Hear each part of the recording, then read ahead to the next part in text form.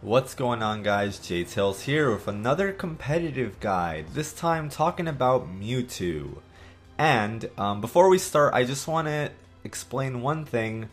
If you're looking to play Mewtwo and you want to do it correctly, you must use Tilt Stick. And I will just demonstrate that real quick. It's very important. I don't think Mewtwo can be played optimally without Tilt Stick. So, in order to put on Tilt Stick, you go into your controller settings, and you go to your C-Stick, and you set this C-Stick to attack, and you save it. The reason that this is important, you guys, is because you have to be able to do down tilts while walking forward. If you don't have Tilt Stick on, it is you can't do down tilts while walking, or you can't do instant turnaround down tilts. So I think that's super important for playing Mewtwo effectively, and I think that it is a must if you're really looking to take your Mewtwo to the next level. So, that being said, let's go to On It, since it's the most clear stage, and we could get a good view of everything. Alright, so, the reason I, so desperately wanted to talk about Tilt Stick is because of Mewtwo's down tilt. I think Mewtwo's down tilt is probably his best feature. It's really fast, it's really safe. I can shield after any down tilt. It's disjointed. Disjointed means that if Charizard were to attack my tail, he wouldn't be able to hurt me, because the tail is actually not a part of Mewtwo's hurt box. It's just a hitbox. It doesn't count as a hurt box for Mewtwo. So the tail is one of his most useful features, and you want to get very comfortable with learning how to use it. That being said, let's talk about some follow-ups you can get off of down tilt. Down tilt, you can get, in some cases, double down tilt, depending on the matchup, into forward air, depending on the matchup. So, you can do things like down tilt into fair into up air. And then from there, your opponent's in the air, you have a juggle situation, and you can really rack up a lot of damage with down tilt. Wow, nice Charizard. So, down tilt is basically going to be your primary move. You don't want to spam it, you want to use it in a footsie-oriented setting, so like, if you two are spacing each other and you're just kind of moving back and forth, if your opponent comes in with an aerial, that's when you can punish with down tilt. Or just move out of the way and then turn around and down tilt. It's really useful. And once you connect with down tilt, that's when you can go up for your forward air. You don't follow up if you don't get the hit, obviously. So at higher percents, you're going to start getting down tilt into up air, since forward air won't likely connect anymore. Probably around 60 on heavies. Yeah, so forward air might not connect after that point. So you start doing down tilt up air, and that's going to be the way you rack up damage. Down tilt up air, since down tilt forward air won't reach anymore. But at low percents, you can do a lot of forward air strings. And one of my favorite setups is down tilt fair, jump fair, and then go for the spike. And depending on percentage, depending on character's recovery, you can get spikes pretty early on. Also, another thing you could do is down tilt, wait for the air dodge, and then jump in down air. If you check out my Mewtwo for Glory video, I demonstrate this very clearly. I do the down tilt fair, they air dodge, and then I down air them. So getting used to air dodge reads is really important too as Mewtwo, since his recovery is so versatile. But we're going to get into that in a moment. As an anti-air, up tilt is super good. It hits above platforms on both Battlefield and Dreamland, and if people are going to come down on you, like I said, the tail is disjointed, so you can use this as a good anti-air if you don't want to commit to up smash, which is laggy, but also a great kill move. So, forward tilt is used a little bit less, but it can have its uses, once again, if you don't want to commit to a dash attack or something more laggy.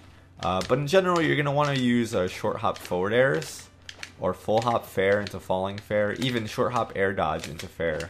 So what this allows you to do is dodge and attack, and then come out with forward air. So if Charizard tried to do, let's say, I don't know, forward smash, right? I could dodge the forward smash and then fair him. and that would be a good finish for me. Forward air actually starts killing around the 120s, depending on weight. It would kill a lighter character way earlier than what it's doing to Charizard right now, but forward air is a reliable KO move for the most part, if you can land it. Alright, so that pretty much covers his tilts. His jab, you don't want to use too much. It's not bad, but people can STI out of it. However, down tilt into jab 1 into fair, or you can actually chain down tilt jab, down tilt jab, down tilt fair, things like that. Jab into down tilt. Notice how the jab pops him up ever so slightly, and then you can get your fair strings. Look for your spike. You could even double spike, depending on character. Once again, so yeah. So jab. I tend to just do jab 1 and then try to follow up off of it. Maybe jab 1 to grab, and then back throw. They're off stage, and then you look for your back air, or you use your Shadow Ball. Generally, Shadow Ball is pretty good. It's a great projectile. It has almost no end lag. So the thing is, if your opponent blocks the Shadow Ball, you can shield relatively quickly. So even if they dodge it, it's really hard for them to punish Shadow Ball. Obviously, you don't want to do it in front of someone's face like this, or even this close. But fully charged Shadow Ball on block takes up a lot of shield. So let's see if I can get Charizard to shield here. Yeah, look at that. Charizard's shield is reduced to almost nothing. So if your opponent blocks a fully charged Shadow Ball, you can start trying to poke him, shield poke, because his shield's going to be very, very small after that. So you want to start poking with forward airs. And if you can somehow get another charged Shadow Ball, that could get close to a shield break. Or even start trying to poke with neutral airs, since the shield's going to be gone. And Nair actually eats up quite a bit of shield as well, since it lasts so long. Shadow Ball also being a strong kill move. I know it deals like around 20%. Let's see right here. Wow, he was still invincible. Alright. Wow, yeah, 25. So Shadow Ball dealing 25. If it doesn't KO, you still get awesome damage, so it's totally worth it. Always.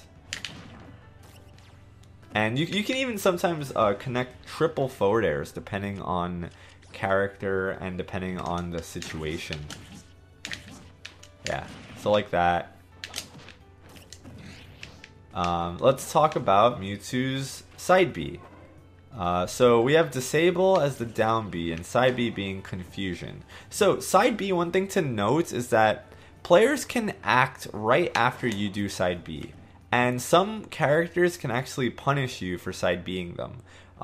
One being Diddy Kong. If you side B Diddy Kong, he can forward air you. So a lot of Mewtwo's, they'll try to side B and then down tilt, but you can just get kicked in the face depending on the matchup. So you want to be really careful after side being a grounded opponent. I like to use side B when I'm on the ledge. If my opponent is standing by the ledge and they're ready to edge guard me, that's when I like to use side B, because some people, they wait for ledge options and they hold up their shield, right? And you can just command grab them and then make it back on stage. Opponents up on platforms, right? On Smashville, Battlefield, Dreamland, you can kind of just jump up and get them with side B. And it's pretty effective because people tend to turtle up when they're up on platforms. So side B is a good way to get them out of their shield and get them scared. Aside from that, its other uses are, it gives you kind of a bit of some aerial momentum. It pops you up a little bit, kind of delays your recovery. So it's a good way, it's a good way to stall off stage or just to mix up your landing. If you're trying to find a spot to land, you can always really just mix it up left and right and use your air dodge and things like that. So Mewtwo can have a hard time landing since he has such a large hurt box. But you can use side B to mix that up. The other thing to know is that if you use side B twice, you don't gain any height from the second time. First time you go up, second time you just go down, third time nothing really happens. So generally you want to use it once and then don't really use it again after that, because it doesn't give you any more height. So there's that. Forward air, like I said, great approach tool. If you space it, forward air can be very difficult to punish.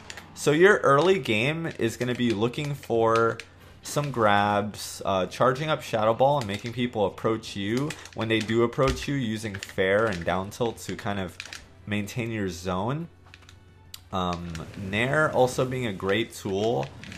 However, it's important to note that Nair can get beat out by a lot of moves, so you don't want to use it to come down generally. Like characters like Mario can just literally just up smash you out of it. Charizard can just up tilt, Cloud can just up air you. So Nair isn't like omnipotent, but it's really good for pressure. So if Charizard blocks my Nair, let's see if I can get Charizard to block again. Oops. Okay, so can I do this? Can I hold shield and short hop Nair? Yeah, so notice how I landed behind Charizard after that Nair. Charizard can't actually punish Mewtwo's Nair, I'm pretty sure. Maybe with up B out of shield, but that's super specific of a scenario. Most characters can't punish Mewtwo's Nair. So if you have an opponent that's in their shield and you Nair, make sure you land behind them. You don't want to land in front of them because you might be able to get shield grabbed. But you could also just Nair and then try to Nair again, and hope that you punish their shield grab attempt. Because some players will just like try to shield grab you and then they'll get caught in your second Nair.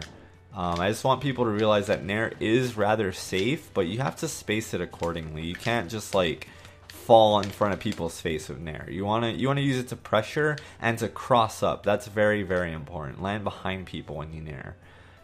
So there's that. Anything else? Obviously side B reflects projectiles and it sends them back at a faster speed, dealing more damage, but I figured that's obvious. I tend to not include the obvious things in my character guides, but then people in the YouTube comments will say, oh, you forgot to mention that you can reflect projectiles, and it's like, yeah, but that's obvious. That's very, very obvious, so I don't feel the need to say it. But just so people in the comments don't start telling me that. In any case, disable. Stuns the opponent for a certain amount of time. You can charge your up smash and get some pretty sweet KOs. Disable will not work if your opponent has their back to you, because you have to look them in the eyes for disable to work. So yeah, so that won't work. This does work. So that's important. There's also the Nair into footstool disable, which is really, really difficult. I don't think I can do it, but I can explain to you how to do it. The Nair footstool disable. So what you have, the first step you have to do is do a short hop neutral air. And then the second step is you have to follow your opponent's DI. So people are going to be DIing out of your Nair left or right, and you have to try and follow them. Let me put it back to normal. You have to try and follow their DI, and you have to fast fall it too. Then, if you follow their DI correctly, you do a footstool on your opponent, and then you do another jump after the footstool and press disable. Almost at the same time. So you're doing footstool jump disable. Footstool jump, yeah, footstool jump disable. So the jump that's the footstool, this one, you do another one after it. And all really, really fast. So it's not easy to do, but with enough practice you can get it. I'm sure there's a video tutorial on how to do it. But essentially, if you land a Nair on certain characters, it doesn't work on Diddy Kong. I don't know who else it doesn't work on, but it works on most characters. If you land a Nair at high enough percent, you can do footstool disable, and then go for your up smash KO, and you can take stocks as early as 80%, depending on the matchup. So it's a guaranteed setup into charge up smash and into disable, which is pretty useful. So that's if you can master that, that's already another tool in your toolbox that's going to give you a lot of mileage as Mewtwo. Another thing, Mewtwo does have a wall jump. So you can use that to also stall your recovery. And to do a wall jump, you press so you hug the wall and then you press the opposite direction horizontally. So I'm just pressing right on my analog stick. And then he jumps, he has a double jump. Edge canceling your up B. Let's see if I can get it on the first try. Nope. Whoops, and it just slid me off. If you use your up B to the edge of a platform or any stage, which I'm completely messing up right now, you can edge cancel it, which will result in you having control of Mewtwo once again. Wow.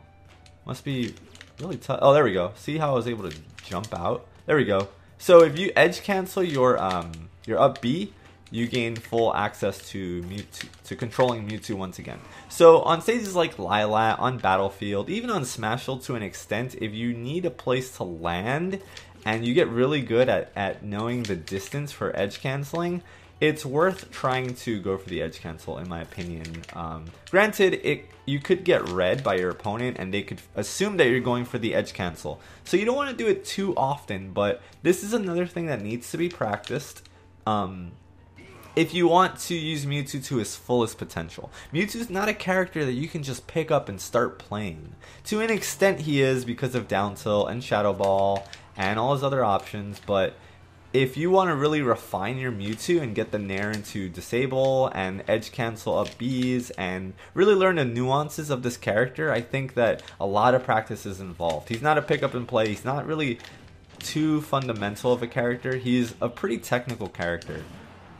So keep that in mind. If you feel like you're struggling, you might just have to put a little bit more time into the character.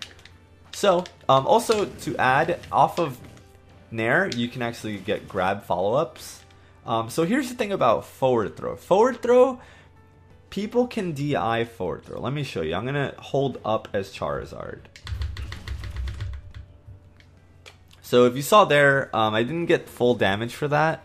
At low percent, it combos better simply because you have less influence, right? You have less damage on you. So it deals the most damage when your opponent's at low percent. But when your opponent's at high percent, every little Shadow Ball can be SDI'd, and you'll get very, very little damage from it. So in general, you kind of want to throw people off stage as Mewtwo, and then try to read their ledge options. Up throw does KO, and this KO's around, I want to say 120 for lights and 140 for heavies, but of course rage dependent, so keep that in mind. If you're at max rage with Mewtwo, your up throw will probably KO light characters at maybe 100 or 110 to be safe. But it's something to consider that up throw does KO, which is pretty cool. I think that's really helpful. Otherwise, you want to stick to forward throw and back throw since they deal the most damage, and you get a lot of stage positioning. You can pressure with Shadow Balls. You can get an early fair KO out here, and that'll be sure to end people's stocks pretty early. That's not a true thing. People can tech side B, they can jump out of it, they can attack you. So don't rely on side B into, you know, whatever smash attack. Forward smash and down smash are both really strong too. They have end lag, so you want to be very careful, as does up smash. But up smash will KO probably Charizard around now. Yeah, it's really, really powerful. It just has a lot of end lag. But I'm going to show you guys a cool trick. So something that Rich Brown does after he loses his stock and he has invincibility, he'll immediately come down and up smash. And the reason he does this is because he retains his invincibility. So I'll show you guys real quick once again. He comes down, up smashes, and then when, see that? I couldn't punish him because I was still invincible from the Angel platform. So it's like a free risk, and then when your opponent comes in to try and punish you, you can just up smash them again, or you can grab them or something. It's a free bait. So be aware for people who are fighting against Mewtwo about this, and other Mewtwo players, you can use this to your advantage. Keep that in mind. Back air can also KO too, pretty good tool. Up air being pretty cool. You can actually string a lot of these. What else is there to say? I think that's pretty much covering everything. We talked about Nair, jab, down tilt, up tilt, forward tilt, less useful. Side B, disable. Up B edge cancels. Sometimes when you up B, you'll get the lip of the stage, which is really annoying. And you'll kind of ride it and then like fall out, which can lead to early KOs. One thing to take note of, all teleport up recoveries are invincible if you do them above the ledge and then snap to the ledge. They're 100% invincible. However, if you do them horizontally, you can get 2-framed. Same way as if you're recovering from below, you can get 2-framed. But if you recover from above the ledge and snap to it, you're completely invincible the whole way through, essentially. So yeah. So that's basically Mewtwo's game. You want to charge Shadow Ball to entice people to approach you. Be careful with reflectors. Otherwise, you're looking for down tilts into fairs and throwing people off stage so you can pressure them. If you ever have trouble landing, you want to mix up your recovery with air dodges and down Bs and side Bs to try and land. Once your opponent's at high percent, you want to look for either a Shadow Ball, an up throw, a forward air, or an up smash. Basically. Obviously, there are other moves that will also KO, but these being some of the most reliable of the set. Also, Shadow Ball gives you some distance, so if you ever need some help horizontally, you can actually launch a Shadow Ball and it'll move you a little bit closer to the opposite direction. So I'll just show you guys. I'm going to do a full hop, Shadow Ball. See, it kind of pushes me back. So it's not much, but it can help slightly at least. So that's something to think about in the event that you need an extra boost of some sort. But that's basically it, guys. If you have any specific questions, please leave a comment and let me know what you think. Let me know if you have any other questions. Definitely check out my Mewtwo for Glory guide, my For Glory video of me using Mewtwo, because you can better see these things put into practice on there. Mewtwo's to check out are definitely Rich Brown, Abadango, and Wadi. And of course, there are so many other amazing Mewtwo players. I just wanted to name the main ones that I see at major tournaments. And yeah, so please give this video a thumbs up. Please share it with anybody who might find this information helpful. And thank you guys so much for watching. I'll see you all next time. Later.